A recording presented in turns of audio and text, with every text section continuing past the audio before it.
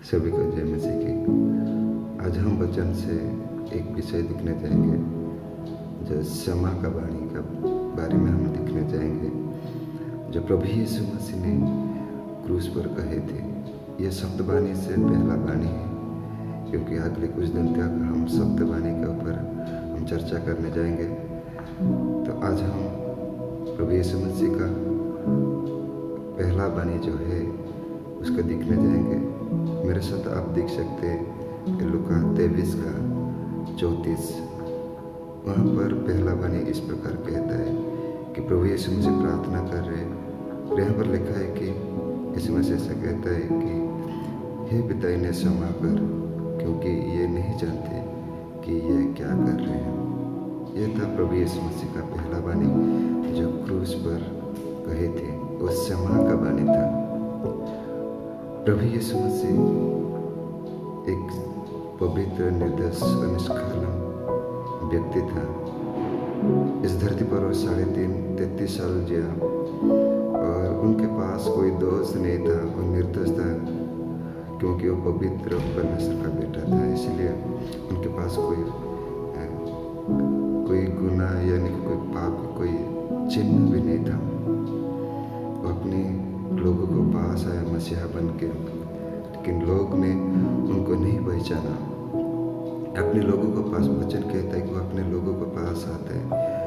यूहन्ना 1 में लिखा होता है कि वो अपने लोगों को पास आते हैं, लेकिन उनके लोगों ने उनको ग्रहण नहीं किया। लोगों ने उनका आश्चर्य कर्म देखा, उनका शिक्षा सुना, बहुत अद्भुत था, लेकिन तो भी लोग ने उनको ऊपर विश्वास नहीं कर पाया। विश्वास उनका पर जुटा नहीं पाया, क्योंकि वो एक साधारण परिवार में जन्म हुआ था। इसकी वजह था कि लोग उनके ऊपर विश्वास कर नहीं पाते थे। तो अंतिम में ऐसा होता है कि लोगों के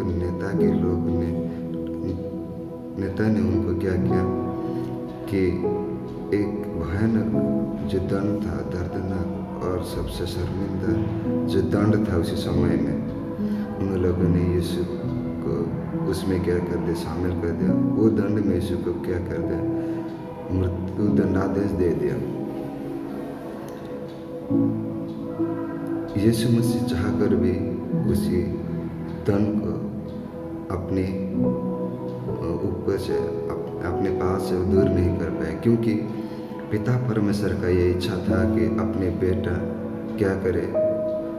जो पिता परमेश्वर और उनके लोगों का बीच में जो दूरी थी बन गया था आदम के कारण, उसको मिलाने के लिए एक सिद्ध बलिदान की जरूरत था। तो यीशु मसीह ने अपने बेटा को चुना उसी बलिदान के लिए। और हम जानते हैं कि जब यीशु मसीह गेत्सेमनी बगीचा में प्रार्थना कर रहे थे कि हे पिता, मुझसे ये दुख के प्याला दूर कर, लेकिन यीशु मसीह पर ऐसा नहीं कहता है कि मेरा इच्छा पूरी हो। हम सब जानते हैं कि यीशु मसीह से प्रार्थना करते आपकी इच्छा पूरी हो। जब ऐसा प्रार्थना करते कि आपकी इच्छा पूरी हो, तो पिता परमेश्वर की ओर से उनको क्या होता है कि उसको शक्ति मिलता है, ताकि आगे जो दुख की, क्रूस की जो यंत्रणा है उसको सह सके। तब नेक्स्ट दिन क्या होता है कि लोग रोमियो सैनिक के द्वारा उनको क्या किया जाता है कि टॉर्चर किया जाता है, और नेता के द्वारा उनको झूठा आरोप लगाया जाता है, और क्रूस से चढ़ा जाने से पहले क्या किया जाता है, यीशु मसीह के ऊपर थूका जाता है, उनको बहुत बेरहमी से पिटा जाता है, उनको कोड़े मारा जाता है, ताकि वो दुर्बल हो जाए और क्या जाए, क्रूस पे उनको जल्दी मृत्यु हो जाए। तो यहाँ पर जब यीशु मसीह को क्रूस पे चढ़ा जाता है, तो यीशु मसीह सबसे पहले ये कह रहा है कि हे पिता, इन्हें क्षमा करें, ये नहीं जानते कि ये क्या कर रहे हैं। तो ये जो बातें थे ये बहुत अद्भुत बातें, एक क्षमा का शब्द था जो यीशु मसीह ने सबसे पहले क्रूस पर कहा। इस वाणी से हम कुछ चीज़ें देख सकते हैं कि सबसे पहला जो चीज़ है, यहाँ पर हम देख प्रभु यीशु मसीह यशायाह भविष्यद्वक्ता के द्वारा कहे गए थे एक वाणी की पूर्ति करता है, जो हम देख सकते हैं यशायाह 53 का 12 में लिखा है। 12 का अंतिम भाग में लिखा है कि वो अपने अपराधियों के लिए प्रार्थना करते हैं। तो यहाँ पर वो क्षमा का प्रार्थना कर रहे हैं अपने अपराधी के लिए। उन अपराधी जिन लोग ने उनको नेता को सौंप दिया है, और जिन नेता ने उनको दोष लगाया है, जो पवित्र परमेश्वर का विरुद्ध खिलाफ था। यीशु मसीह पवित्र था लेकिन कोई दोष नहीं था, लेकिन उनका ऊपर झूठी इल्जाम लगाया गया। उनके लिए प्रार्थना करें, उनके लिए प्रार्थना करें जो उनके कोड़े मारे, उनके लिए प्रार्थना करते हैं जिन लोगों ने उनको धोखा, जिन लोगों ने उनको ठट्ठा किया।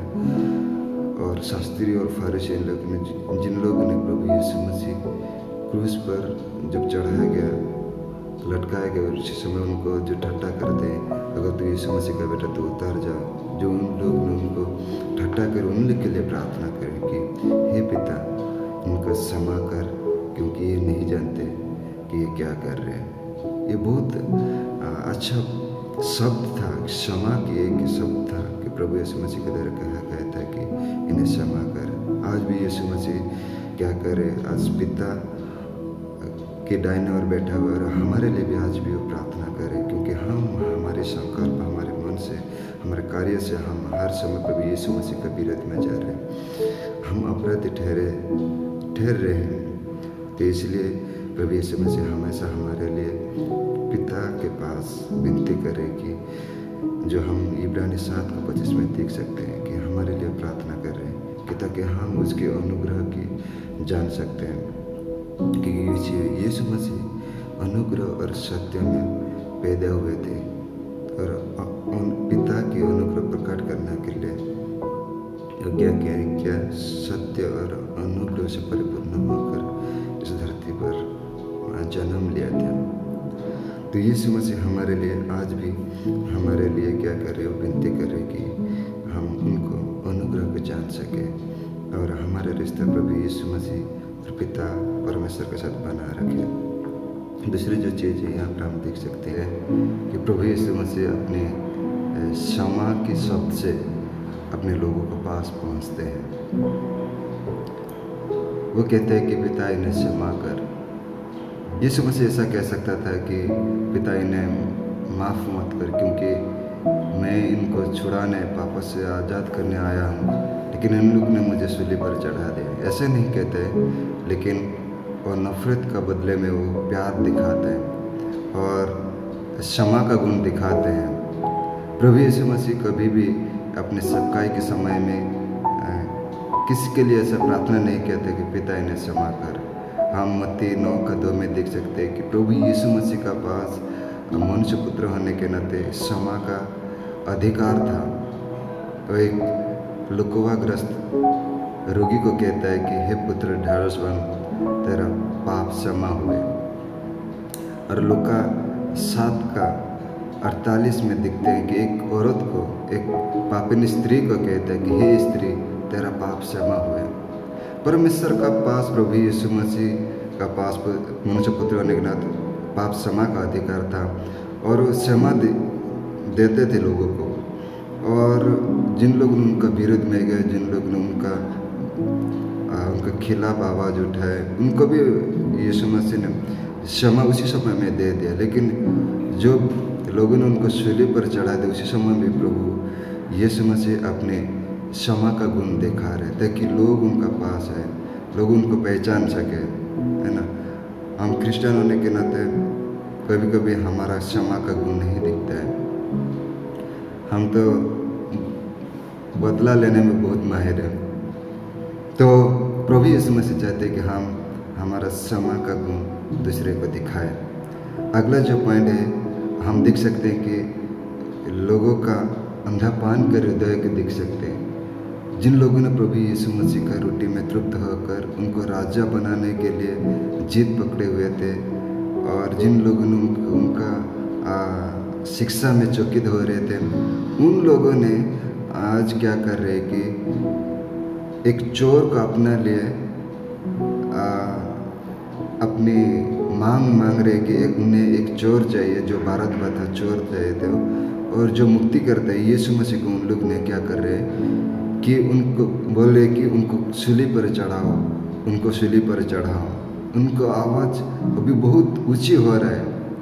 जिस समय एक समय था रोटी तृप्त होकर उन लोग बोल रहे थे कि इनको भी हमारा राजा बनाएंगे, अभी इन लोग बोल रहे कि इनको सूली पर चढ़ाओ। कितने दुख की बात है।